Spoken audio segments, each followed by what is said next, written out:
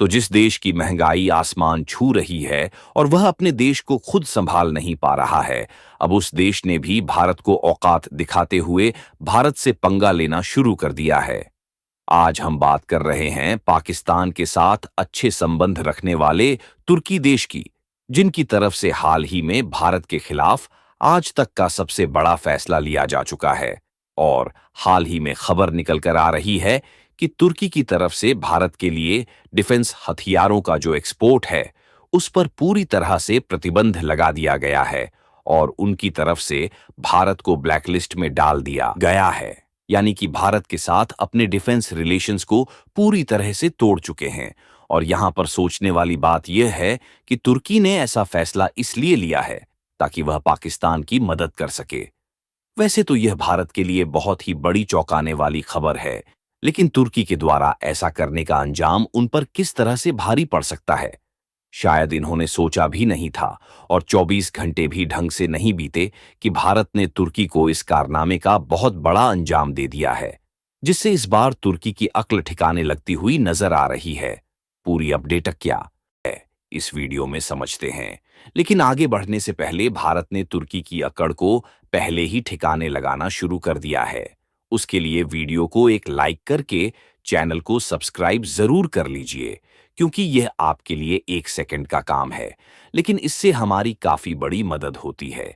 देखिए, Bharat defence production के मामले में कई हद तक आत्मनिर्भर हो चुका है और भारत का डिफेंस प्रोडक्शन साल दर साल बढ़ता जा रहा है।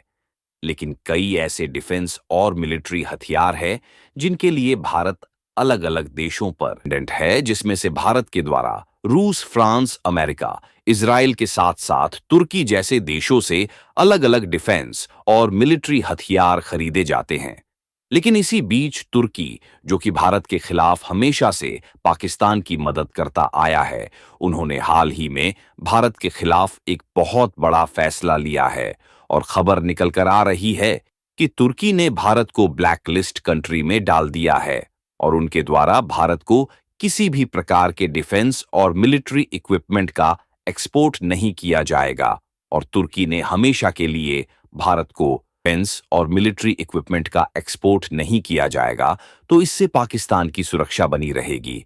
वैसे तो ये भारत के लिए सोचने वाली बात है कि जो देश खुद की देश की महंगाई नहीं कंट्रोल कर पा रहा है और वहां की जनता खाने के लिए तरस रही है, वह भारत जैसे देशों से दोस्ती बनाने के बजाय पाकिस्तान के कहे सुने में आकर पंगा ले रहा है। और वह भी हद तो तब हो गई जब तुर्की भारत जैसे देश से पंगा ले रहा है, जो कि दिन पर दिन पावरफुल होता जा रहा है। यहां तक कि आज के समय में भारत की पहुंच इतनी ज्यादा बढ़ गई है कि जापान, यूके और अमेरिका जैसे देश भी भारत से पंगा लेने में कई बार सोचते हैं। और भारत से पंगा लेने का अंजाम तुर्की को किस तरह से भारी पड़ सकता है, तुर्की को अभी से ही पता चलना शुरू हो चुका है। क्योंकि देखा जाए तो आज के समय में भारत दुनिया का सबसे बड़ा डिफेंस और मिलिट्री इक्विपमेंट खरीदने वाला देश माना जाता है। और भारत ने पिछले 4-5 सालों में इतने ज्यादा हथियारों को दूसरे देशों से खरीदा है कि पिछले कई सालों के रिकॉर्ड टूट गए हैं। क्योंकि आंकड़े बताते हैं कि दुनिया के सभी देशों के द्वारा खरीदे जाने वाले कुल हथियारों 10 पर हिस्सा अकेले भारत खरीदता है। हालांकि पिछले 1-2 सालों में भारत ने अपने ने डिफेंस प्रोडक्शन को कई गुना बढ़ा दिया है, जिसके कारण भारत ने भी दूसरे देशों में डिफेंस और मिलिट्री इक्विपमेंट एक्सपोर्ट करना शुरू कर दिया है। लेकिन आपके लिए यह जानना जरूरी है कि कई डिफेंस और मिलिट्री इक्विपमेंट ऐसे हैं जिनके लिए अभी भी हमें दूसरे देशों के सामने ही हाथ फैलाना पड़ता है, क्योंकि उस तरीके के डिफेंस इक्विपमेंट भारत में इस समय बनाने की टेक्नोलॉजी नहीं है। और भारत की इसी मजबूरी का फायदा तुर्की है, क्योंकि तुर्की को लग रहा है कि यदि वह भारत को हथियारों की सप्लाई नहीं करेगा तो भारत की डिफेंस पावर कमजोर हो जाएगी। लेकिन तुर्की शायद यह भूल चुका है कि भारत अब पहले की तरह नहीं रह गया, बल्कि भारत ज्यादातर डिफेंस हथियारों को खुद तो प्रोड्यूस कर ही रहा है। साथ ही भारत के पास रूस, फ्रांस, जर्मनी और अमेरिका जैसे देश का साथ है, जहां से आज भी भारत कई डिफेंस और मिलिट्री हथियार खरीदता है। फिलहाल तुर्की पर भारत की डिपेंडेंसी को देखा जाए तो भारत में छोटे से लेकर बड़े बड़े डिफेंस और मिलिट्री इक्विपमेंट तुर्की से खरीदे जाते हैं, जिसमें सबसे ज्यादा राइफल, विस्फोटक और तोपखाने से लेकर ड्रोन और बड़े बड़े आर्म्ड व्हीकल को भी तुर्की से भारत में खरीद कर लाया जाता है।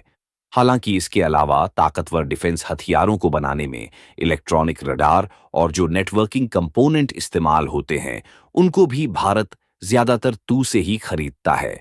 यानी कि एक हिसाब से कहा जा सकता है कि भारत और तुर्की दोनों देशों के बीच डिफेंस और मिलिट्री इक्विपमेंट को लेकर एक काफी अच्छी साझेदारी है। लेकिन जब इसी बीच यह स्टेटमेंट निकल कर आता है कि Turkey imposes blanket ban on defence export to India in favour of Pakistan, मतलब साफ है कि तुर्की की मिलिट्री और जो डिफेंस एक्सपोर्ट वाली इंडस्ट्रीज है, उन्होंने पाकिस्तान के फेवर में आकर भारत को ब्लैकलिस्ट कंट्री में शामिल कर दिया है और उनकी तरफ से अब भारत को कोई भी मिलिट्री के आर्टिकल्स एक्सपोर्ट नहीं किए जाएंगे। यहां तक इन्होंने खुलकर यह बता दिया है कि भारत दुनिया के टॉप 5 डिफेंस इंपोर्टर कंट्री में आता है और भारत की मार्केट इतनी बड़ी है कि हर साल लगभग $100 बिलियन किए जाते हैं। लेकिन उसके बावजूद भी इनकी फ्रेंडशिप पाकिस्तान के साथ काफी ज्यादा है। इसलिए पाकिस्तान के दुश्मन देश भारत को डिफेंस एक्सपोर्ट के लिए ब्लैकलिस्ट कंट्री में शामिल कर दिए हैं। यहां तक कि इन्होंने इसका भी फैसला ले लिया है कि आने वाले समय में भी उनकी किसी भी डिफेंस प्रोडक्शन कंपनी को अप्रूवल नहीं दिया जाएगा जो कि भारत को डिफेंस प्रोडक्ट एक्सपोर्ट करना चाहती है। और इसके अपोजिट साइड देखा जाए तो तुर्की 5th जनरेशन वाले जो फाइटर जेट बना रहा है, उस पाकिस्तान को पार्टनरशिप के रूप में शामिल किया जा रहा है। वैसे तो जब भारत को यह खबर मालूम पड़ती है तो शुरुआत में भारत को भी इससे बहुत बड़ा झटका लगता है कि तुर्की जैसा देश जो खुद की अर्थव्यवस्था नहीं संभाल पा रहा है और वहां की महंगाई आसमान छू रही है, फिर भी वह भारत को धमकियां दे रहा है। लेकिन उनके द्वारा यह फैसला ले ढंग से 24 घंटे भी नहीं बीते कि भारत ने ऐसी रणनीतियां रची कि तुर्की भारत के सामने झुकने पर मजबूर हो गया।